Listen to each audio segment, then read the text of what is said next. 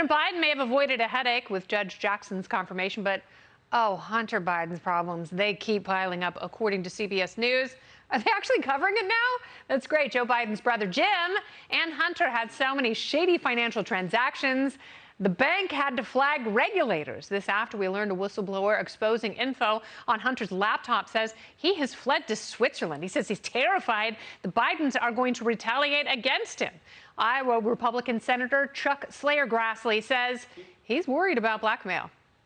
What's concerning to us is there any sort of blackmail opportunity for China against the United States because of those close working relationships? I say it's concerning. We don't have any records that would prove anything along that line. Oh, Chuck, how deep does Hunter Biden's rabbit hole go? I don't know if we want an answer to that question, but we've got someone who has been on the story from the beginning. She's written the book on it. New York Post columnist, Fox News contributor, and author of Laptop from Hell. That's where the details are. Miranda Devine is back. Welcome back, Miranda. Hi, Kennedy. Thanks for having me. So you have obviously combed through all of this information. Is any of this a surprise to you now that major news outlets are finally reporting on it? Have you learned anything new in the past couple weeks? No.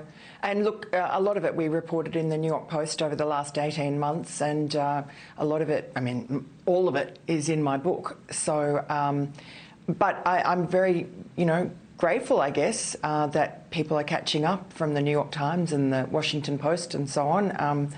I guess they have finally realised that the laptop is real and that the stories that we ran starting in October of 2020 were legitimate and authentic. And the Washington Post has actually written a editorial in which it says that there's probably a danger in suppressing accurate and relevant stories. I mean, it's amazing that that is a revelation to a news organisation whose motto is democracy dies in darkness. That's quite ironic. Yes, because they did whatever they could to seal this and throw it in the basement with the help of big tech. So, the Democrat talking point right now is, sure, Hunter's a shady guy, but none of this has anything to do with the president. Jen Psaki keeps repeating the line that the president never talked to his son about his business dealings. The New York Post today had 12 different instances where the president did, in fact, know or acknowledge or personally interface with Hunter's business associates. So is the president already tainted by this scandal? Well, it's just not sustainable to continue with this line that Joe Biden knew nothing about his son Hunter's overseas business dealings. That was a refrain that he told us regularly before the election. But, now there is so much information out there, not just from the laptop, but also from the devices and the testimony of Tony Bobulinski, Hunter Biden's former business partner, who met with Joe Biden twice. Also, all the material, the Treasury Department documents, the money trail that Senators Chuck Grassley and Ron Johnson have been putting out there since September of 2020, when their first report was released and was traduced, like our reports were traduced, as Russian disinformation. This just seems to be a go-to excuse by the Democrats, and for some reason, one half of the media, the Democrat-leaning media, just buys it hook, line and sinker. They do, because it has been so incredibly political that when you're presented with the same facts from different people in different parties, if they're in your party, you believe them. If they're in the other party, you discount them and do whatever you can to discredit them. But it's not just Hunter and James Biden who've had problems and tried to profit off of the Biden name. Joe Biden's sister, Valerie, she's writing a book. She's releasing a book right now. Her daughter has worked at in different administrations and different government agencies. Is there anything about this story that will change things in Washington? Because obviously, even with the Trump administration, nepotism has been around for a long, long time. Yeah, I think that what the Bidens did went a little bit further than just pure nepotism.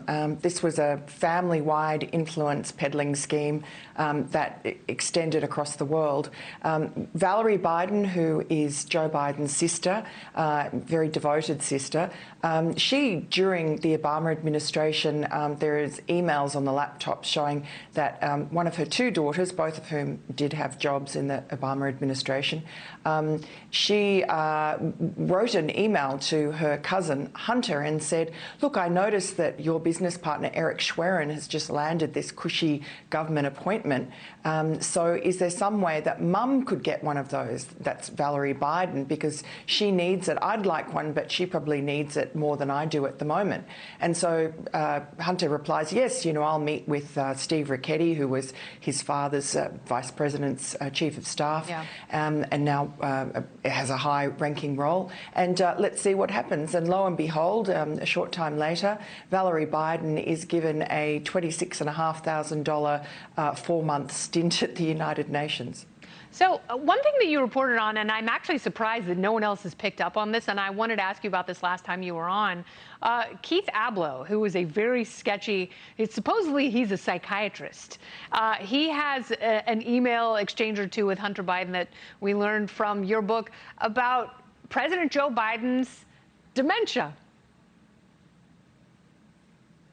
Yeah, I don't know if we can call him sketchy. I mean, he's a genuine psychiatrist, and he used to actually appear on Fox News as a Fox News in-house psychiatrist. He was a weirdo. Yeah. So, okay, well, you know him better than I do, but look, yes, he was sort of friendly with Hunter, and he was his landlord. He also helped him through a sort of a bizarre rehab where he took horse tranquilizer, and so their relationship was multifaceted, let's say. And part of it is this sort of banter on email where they were talking about a text message, talking about starting up a new podcast or writing a book together and cashing in on Hunter's notoriety, his father's notoriety, and during that exchange, they were joking, both of them, about basically about Joe Biden being senile and couldn't find his way, and Hunter's saying, well, that's what the Secret Service are there for, and just quite droll considering the